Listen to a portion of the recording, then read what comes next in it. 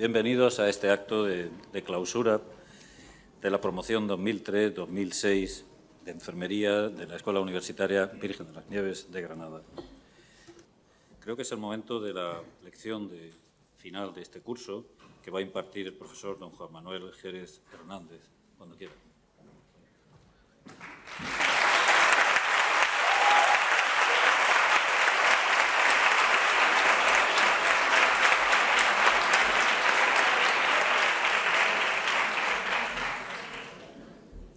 Señor comisionado de la Universidad de Granada en el Espacio Europeo de Educación Superior, señor director gerente del Hospital Universitario Virgen de las Nieves y demás autoridades que presiden este acto.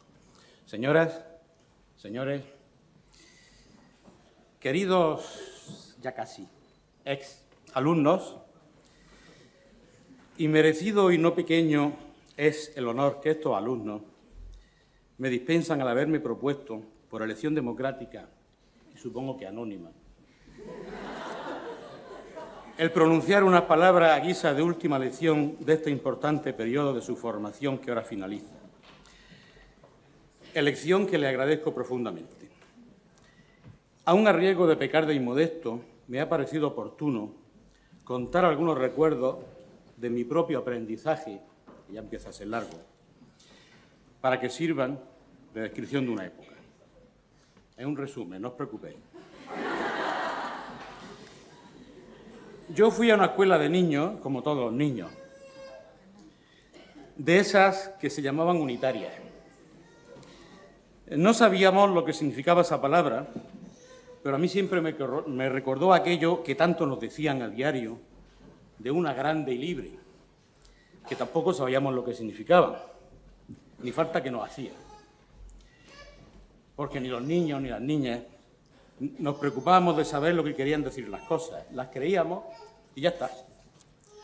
Porque lo que decían los maestros siempre era verdad, y lo que decían los padres, y lo que decían los curas.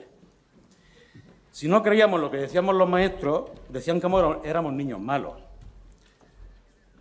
Si no creíamos lo que decíamos los padres, los nuestros, éramos niños desobedientes. Pero si no creíamos lo que decían los curas, que eran los padres de todos, cometíamos un pecado mortal. Y si esa noche nos moríamos, pues iríamos al infierno, según nos decían los libros. Y por eso rezábamos todas las noches antes de acostarnos.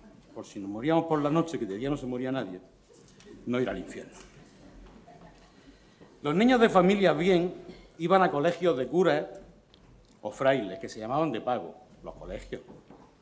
Y otros niños iban a grupos escolares donde había muchas clases, patio y el despacho del director. Y algunos también tenían niñas y maestras, pero en otras clases, con otra escalera, con otro patio y entrando por otra puerta. Mi escuela, como era unitaria, no tenía patio, ni maestras, ni escaleras, ni director. Era una sala muy grande con una pizarra vieja y dos mapas amarillentos y punteado de cagaditas de moscas. Uno con las provincias vascongadas, Castilla la Vieja y todas aquellas regiones que había entonces. Y el otro era un mapamundi que parecía una manzana cortada por la mitad. También estaba el Señor crucificado entre dos cuadros. Uno con el caudillo y otro con el fundador. Tampoco sabíamos muy bien quién era el caudillo, ni qué es lo que había fundado, que es el fundador. La clase olía siempre a virutas de lápiz, a goma de borrar y a colonia barata. El maestro se llamaba don Diego. Tenía una regla que le decíamos la palmita, y era gruesa y corta, y no tenía números ni rayitas. No le hacían falta, porque don Diego no usaba la regla para medir, sino para dirigir el rezo del yo pecador, del Señor mío Jesucristo, y el canto de la tabla de multiplicar. Pero sobre todo, la mayoría de las veces, la usaba para pegarnos en las manos cuando no nos sabíamos la lección. A los niños más malos, además de pegarle con la palmeta, don Diego los encerraba en el cuartito, que no olía ni a virutas de lápiz, ni a goma de borrar, ni tenía en la pared los cuadros del caudillo y del fundador. En aquella escuela había niños de todas las edades. Los más pequeños tenían la cartilla de los palotes y los demás enciclopedias de muchos grados o de varios grados, con curiosas historias de serpientes que reparten manzanas y que comen limas, manzanas que pudren a otras, animales que bailan, burros que tocan la flauta, árboles bondadosos, uvas restadas, galletas quebradas. Y el Cid con camisa azul. También había historietas de lo que pasaba a los niños malos, por malos. Entrábamos en clase en fila india, cantando canciones patrióticas. Las que más nos obligaban a cantar era una que decía algo de poner la cara al sol, de un alemán imposible, de una primavera que se reía y de una camisa nueva que alguien bordó en color rojo. Y algunas tardes nos daban leche en polvo de los americanos, que venía en unos bidones grandes de cartón con letras negras. Don Diego decía que estaban escritas en inglés, pero nosotros no sabíamos inglés, ni ningún idioma, porque el idioma era la confusión de las lenguas que Dios le mandó a los hombres para castigar la soberbia. Y el Pelailla, que era uno de los más malos de la escuela, decía que un tío suyo que sabía trabajar a Cataluña contaba que allí había gente que hablaba otro idioma. Y el Asensio decía que a lo mejor era por eso de la soberbia. Pero el Membrive decía que no, que el caudillo había mandado que en España todo el mundo hablara español y eso es lo que había que hacer. También celebrábamos la efeméride gloriosa. Estaban el Día de la Hispanidad, el Día del Dolor, el Día de la Madre, el Día del Estudiante Caído, el Día de la Canción. Y en octubre nos hacían pedir dinero para que los chinitos y los negritos pudieran ir al cielo, con nuestro dinero. El día más importante era el 18 de julio, pero como caía en medio del verano, no lo celebrábamos en la escuela. Pero como la gente cobraba la paga extraordinaria, pues todo el mundo se iba a pasar el día en el campo y en las playas, y había accidentes y ahogados. Y la gente decía que el 18 de julio era un día de mucha desgracia. Los sábados también había escuela por la mañana y por la tarde, pero salíamos más contentos porque al día siguiente era domingo y teníamos que descansar para que no nos pasara como a los chinos, según decía la enciclopedia Álvarez. Ya en la calle, en vez de aquello de la camisa aquella que había bordado alguien, cantábamos una cosa más vulgar que a nosotros nos gustaba más, que decía que mañana es domingo y se casa Jeringo con una mujer que tiene las tetas como un alfiler. Mañana es domingo y se casa Jeringo con una gitana que tiene las tetas como una campana. Y era una de las pocas obscenidades que podíamos decir en voz alta sin que nos dieran un bofetón. Pero sobre todo lo que teníamos muy claro es que una cosa era una mujer y otra una gitana. Lo mismo que había niños y había gitanillos, cada uno en su sitio. Algunos domingos, además de a misa, íbamos al cine, al Gallinero, que era más barato. Pero nunca nos sentábamos en la última fila porque los niños mayores decían que era la fila de los mancos. La función empezaba siempre con una peliculilla corta en blanco y negro que se llamaba Nodo. Y salía el jefe del Estado inaugurando algo o entrando en una iglesia debajo de un techico que le ponían los curas, por si había goteras, que decía el Pelailla. Después del Nodo venían las películas de verdad, que solían ser de niños buenos, de niñas graciosas o de hombres valientes, de cuyo ejemplo teníamos nosotros que tomar. Y en el verano teníamos vacaciones, por lo tanto éramos libres, como los niños malos que no iban a la escuela. Y estábamos todo el día en la calle menos a la hora de la siesta. Jugábamos con los trompos, con las canicas y con las chapas de gaseosa que habíamos rellenado con cromos de futbolistas o escudos de los equipos. Y nos subíamos a las tapias y a las rejas y a los árboles y nos reíamos de los tontos y de los paralíticos. Y cuando alborotábamos más de la cuenta, los mayores nos regañaban y decían que aquello parecía una república. Y organizábamos peleas en las que valía todo menos arañar, que era de gato, tirar de los pelos, que era de niñas, y escupir, que era de judíos. Los judíos eran unos hombres muy malos que mataron al Señor, pero antes le escupieron. Y martirizaban a los niños buenos como a San Dominguito. Nunca habíamos visto un judío, pero les teníamos mucho miedo. También teníamos miedo de los moros y de los negros, porque decían que no creían en Dios. Pero los peores eran los rusos, que tampoco creían en Dios, pero además eran comunistas, que eso era lo más malo que se podía hacer.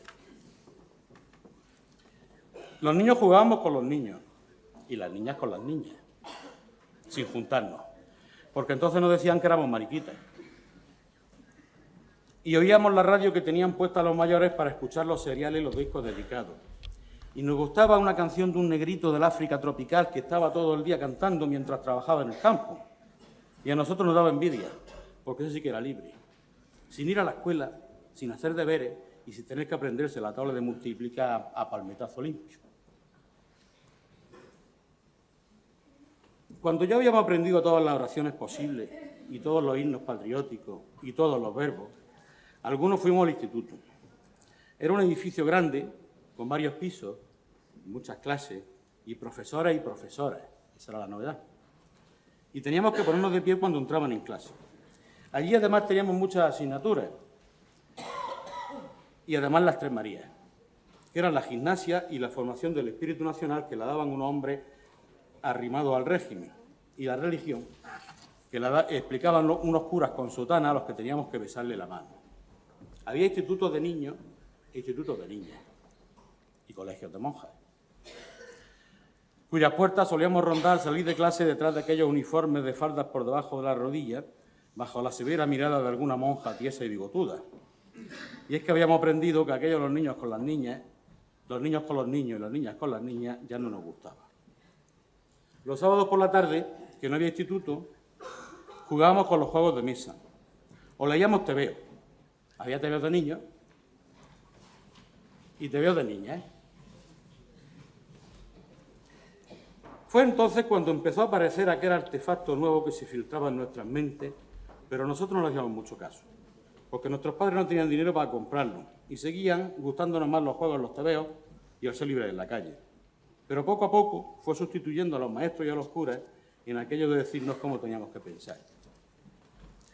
Y en el verano íbamos a los campamentos del Frente de Juventudes, donde estábamos siempre cara al sol, menos por la noche que dormíamos en tiendas de campaña. Y aprendíamos a llevar la camisa azul con el bordado en rojo, a desfilar cantando Montaña Nevada y Prieta en las filas, a levantar el brazo derecho apuntando a los luceros, y a dar al caudillo, y a las banderas de la patria, que eran tres. Una roja y negra con un cangrejo pintado en medio, otra blanca con una X, pero la más importante era la roja y gualda. Nosotros, la verdad es que la veíamos roja y amarilla, pero el Membrives decía que el gualda es el amarillo de la bandera, que es más importante que el amarillo de otras cosas. Y el Pelailla se reía de él, y al final todos nos quedamos sin saber lo que era el gualda, y aún seguimos sin saber lo que es el gualda. Luego fuimos dejando los campamentos del Frente de Juventudes por los guateques, que organizábamos en algún patio o en alguna cochera. Allí aprendimos a saber de cantantes y a bailar con los discos de los Brincos, de los Pequeñiques, de los Beatles, y las niñas se emocionaban oyendo a aquel joven Julio Iglesias bailar como una cabrita. Y por fin aprendimos por qué a la última fila del cine le decían la fila de los mancos.